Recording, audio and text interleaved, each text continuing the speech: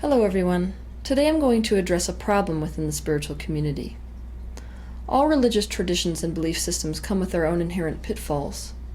And one of the biggest pitfalls in the spiritual community is a problem that we can call bypassing. By bypassing, I mean that we bypass ourselves. We bypass our true feelings and the true state of how we are, in favor of our spiritual beliefs. Most of us have a clear idea of the goal that we're headed towards.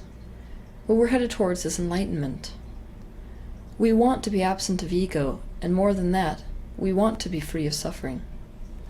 We have an idea in our head of what that looks like, our perfect image of the spiritually enlightened person. But what most people don't know is that this image we are holding on to is a lie that we keep telling ourselves. Enlightenment is not like that. Enlightenment is no kind of retirement from life itself.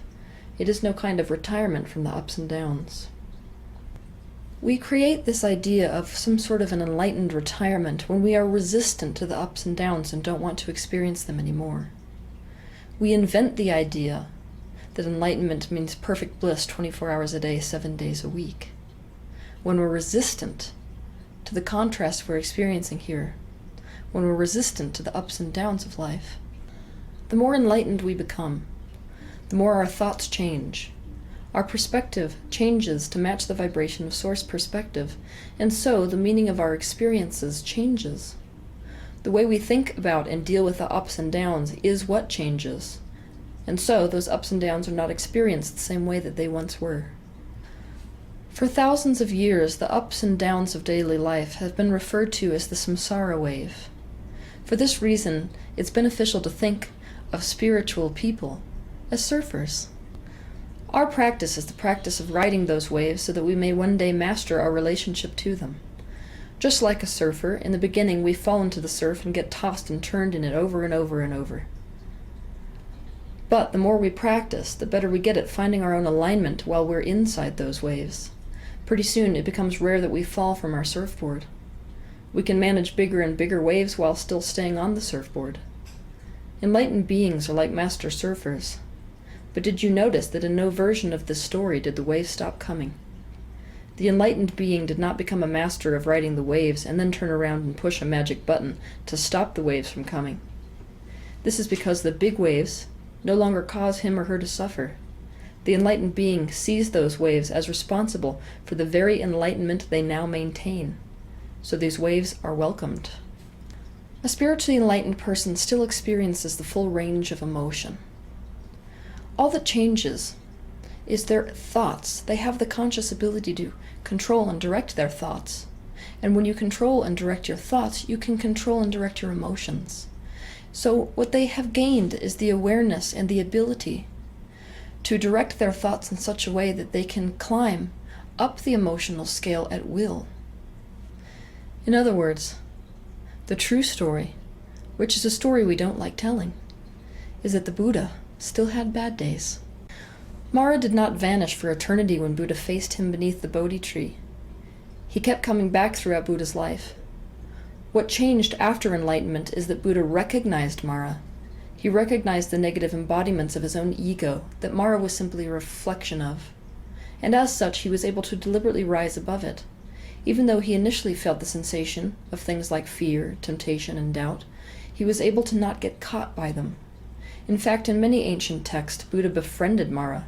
He greeted Mara, inviting him in for tea.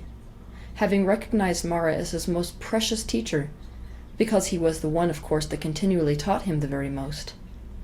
Without Mara, the enlightenment would not have even taken place. Enlightenment is only the beginning. You still have to engage with life for years after you find enlightenment. You still have to integrate what it has taught you. You still have to integrate the awareness you have achieved. Most of us who are watching this video are aware that we're creating our reality based on the thoughts that we're thinking, based on what we're paying attention to.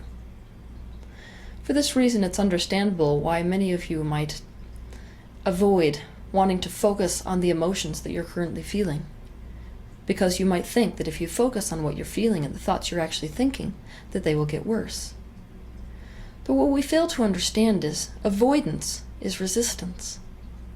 Anytime we're trying to avoid something, we're actually focused upon it. And anything we resist persists. So when we're avoiding and denying our own selves, our own emotions, and our own current thoughts, the space where we are, what we're really doing is creating more of it. Which is why the very best thing you can do is to flip around and face the way you're actually feeling, the thoughts you're actually thinking.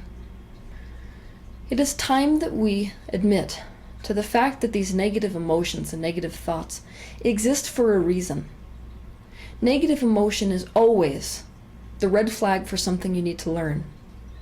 It is always the potential for immense personal expansion.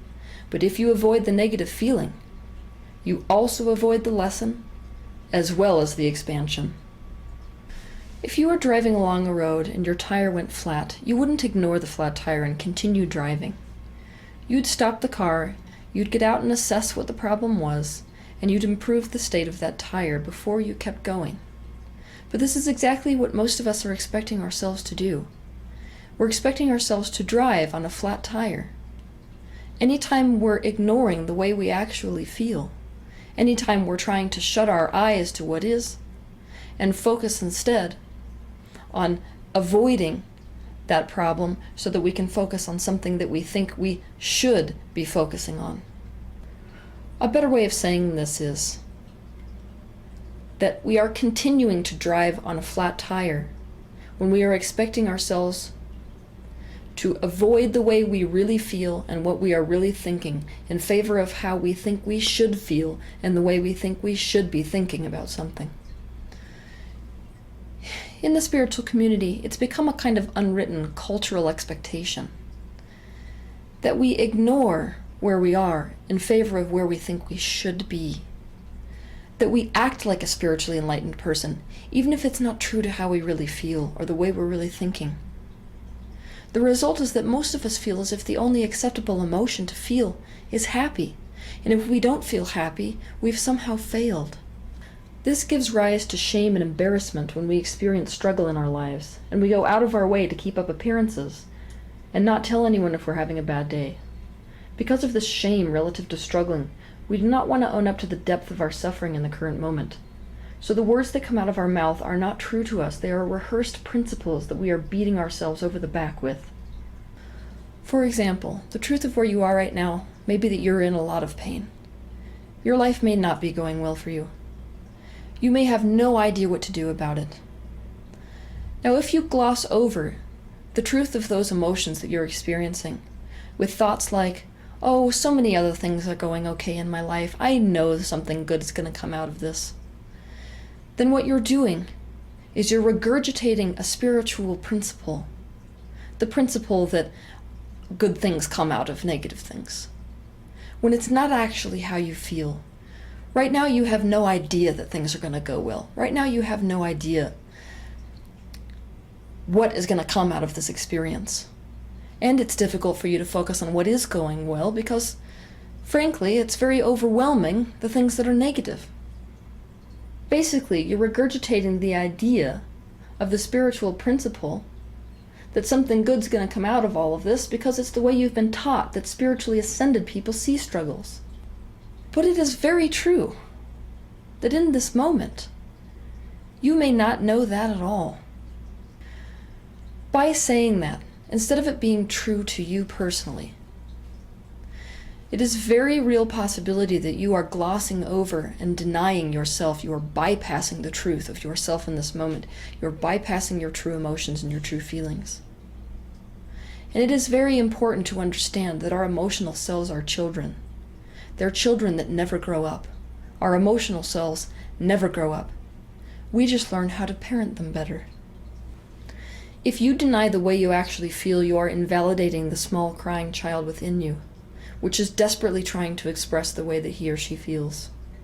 If you deny the way you actually feel, you cannot ever get to a better feeling space. You have to know where you are, as well as where you want to go, if you want to know what direction to start walking. Could you imagine trying to use a map to find out what direction to walk if you were unwilling to admit to where you were? Could you imagine a doctor trying to help you feel better, but being unwilling to assess your current state to discover what is causing you to feel bad? One of the best things you could do for yourself is to own up to where you are and then to say, I am where I am. This does not mean that you've failed. This does not mean that you've given up and surrendered to feeling crappy. What this means is that you've released resistance to where you are. And when you release resistance to something, you're allowing yourself to flow in the direction of what you would prefer. And because of this, ironically, once we own up to where we are and release resistance to where we are, you will no longer be where you are.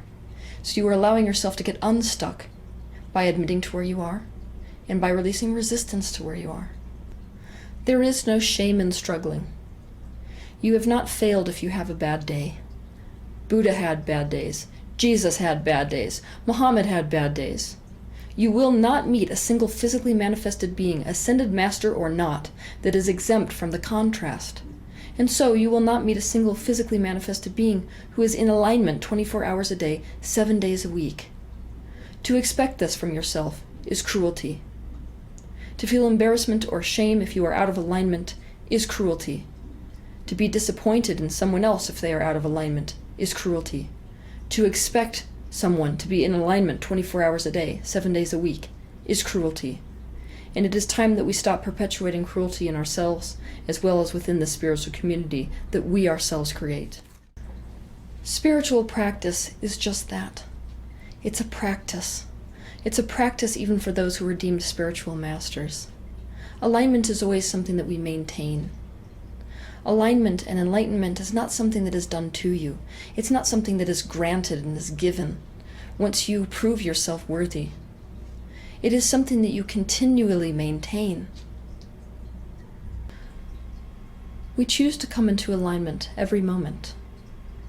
And every moment, there exists the option for us to choose to think a thought, speak a word, or carry out an action which is in alignment or not, regardless of whether you achieve enlightenment or not in this lifetime. That is always a choice that is in your hands, to be in alignment or not. And denial is no kind of alignment that I've ever seen. So the question to ask yourself is, am I truly able to focus positively in this moment? Or am I using positivity as an excuse to bypass myself? Have a good week.